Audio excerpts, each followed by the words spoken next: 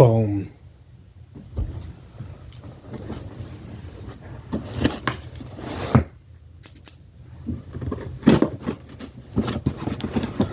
You know, last time I did unboxing a thing I ordered on Amazon, it was like 5 or 6 years ago. It was for a sword that I had ordered a sword online.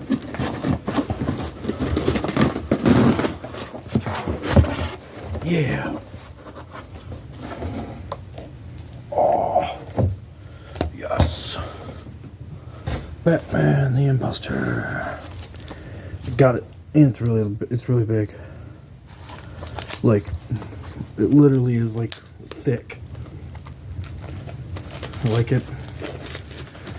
Black label. That looks really nice. It looks so good. Oh yeah. Looks great. They always put these ones on there. Look at that. Check that out underneath the cover.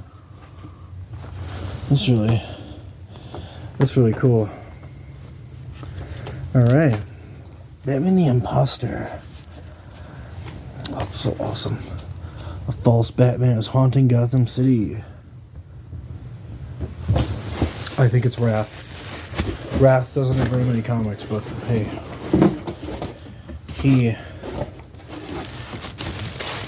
It might be him. You know, it might be him. Oh. Here we go. Young, look at that. It's a fucking vinyl.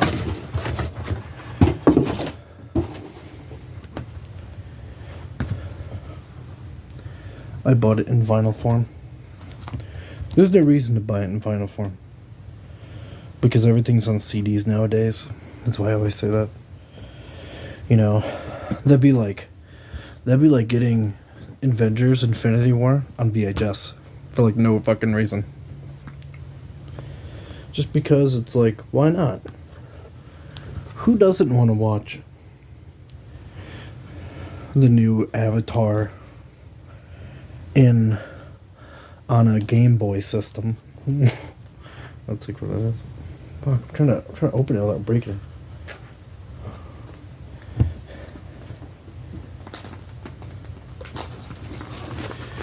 Oh yeah. True power. Time to experience some true power. Yeah. Badingus. True power, did I show you? All the song names. Let's see what it looks like. Look at this. We got a little thing. Shows us all the lyrics and everything.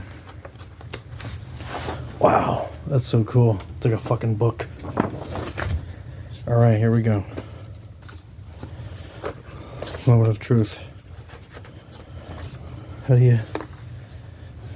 See, I have no business owning one of these. I don't even know how to fucking open it. Here we go, here we go, here we go, here we go. Wow, look at that. That looks really good. That looks really cool. That looks really nice. That's really nice. It's kind of weird that this has music on it. It just looks like a piece of plastic, you know?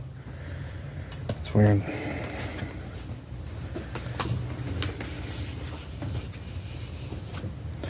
Hold on a second.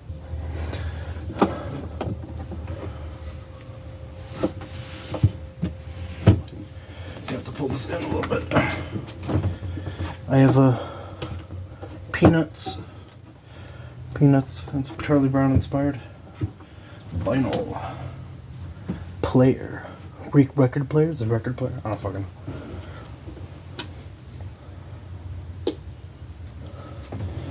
Let's do it.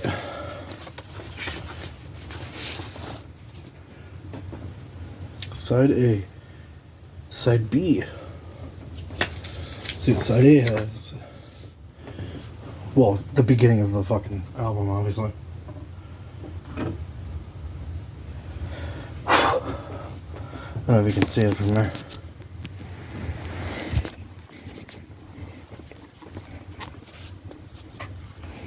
Sorry, I'm just trying to Make it so you can see it. See it? Alright, it's this.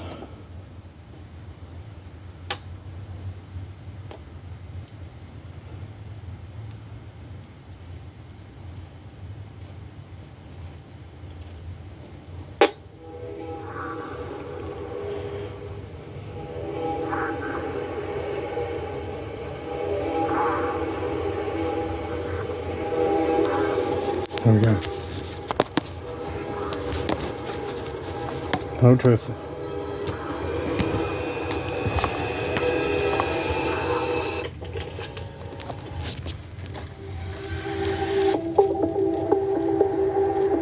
That's awesome.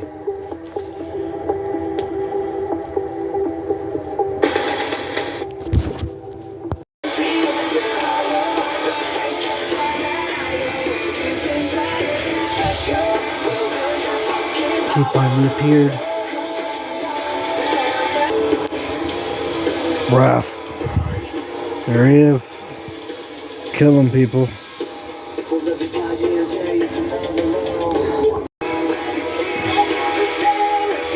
On side B now. Nobody told me Ratcatcher was in this fucking comic. Literally not one person mentioned him. Look. Ratcatcher. Some people called him Rat Man. Oh, it's this one. Not one person told me he was in this. So far, Ratcatcher and the Ventriloquist and Wrath are all in this one comic. That's still going. This comic is really good so far. So my vinyl finally ended, but I just want to point this out. See, that says 60, and it says 12. Batman claims 12th victim in 60 days. That is the closest I've ever seen those numbers coming together. 6012 literally is like a number that cannot exist in nature. That's really good so far. I'm just doing it this way because I'm not retard ranting. I just want to review I finished the book, the Batman the Imposter book. I'm doing a review because literally like nobody is talking about this fucking comic book. I can kind of see why, but it's crazy. First off, there was a character who he was obsessed with rats and he was helping the Batman the Imposter, which I have my own theories that the Batman the Imposter could have been the first Wrath, that like literally the original Wrath in the comics has like no fucking identity at all. He just is the fucking Wrath.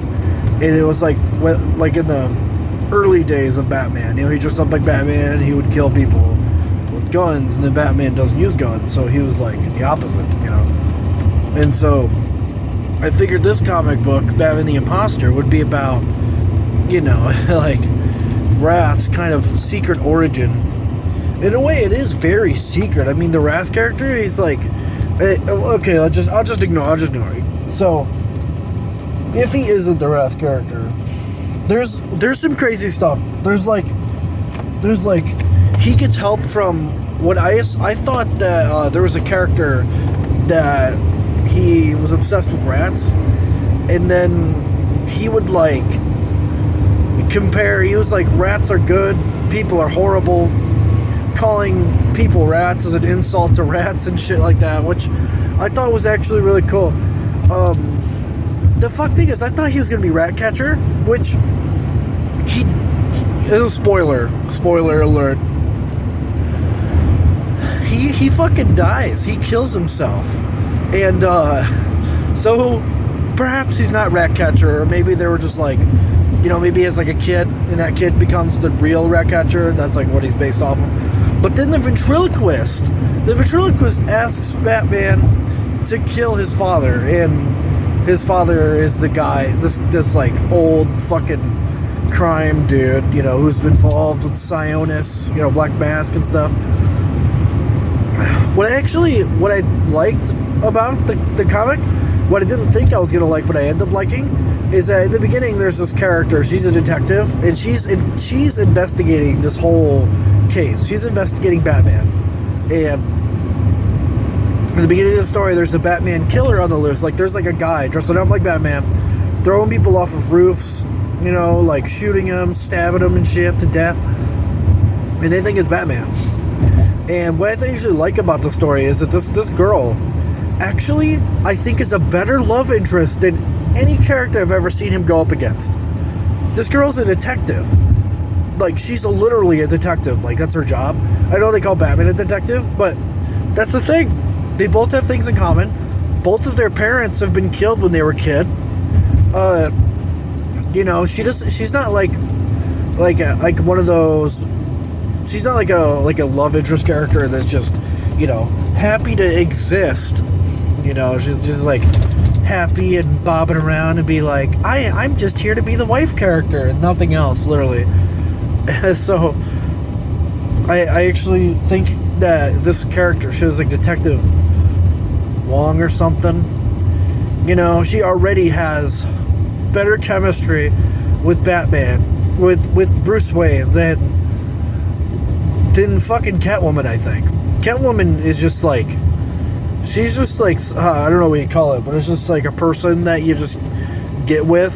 And you don't have anything like, per se, in actual fucking common, but you're just, you know, you're just enjoying the moment. But no, he actually like has something connection with this chick. And the fuck thing too is that there's like a moment where he needs information from this Otis guy, who I think was gonna be the Ratcatcher. And he ends up like, he has to like push her out of the way to get to him, and that's why she like doesn't fully trust him. The crazy thing though is all the Wrath stuff, all the things that I call the Wrath, like the Imposter, all the Batman the Imposter stuff is kind of in the background, and I do like the style of the comic. It's really cool. There's this one page that literally, it's like one half is Batman's like point of view and the other half is Detective Wong's point of view, which I thought was really clever. But